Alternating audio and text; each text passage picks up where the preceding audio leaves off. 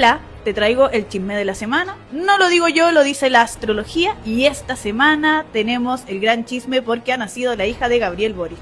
Y una es astróloga y es chismosa y ya fue a sacar la carta. Acá tenemos su carta, una carta con mucha agua, ascendente en Piscis, Sol y Luna en Cáncer. Obvio que es una niña muy deseada por estos padres, una niña que va a ser muy sensible, muy empática y que va a querer mucho ayudar al prójimo. Pero yo soy chismosa y yo quería ver su casa 12 para ver si este embarazo fue planificado o fue sorpresivo.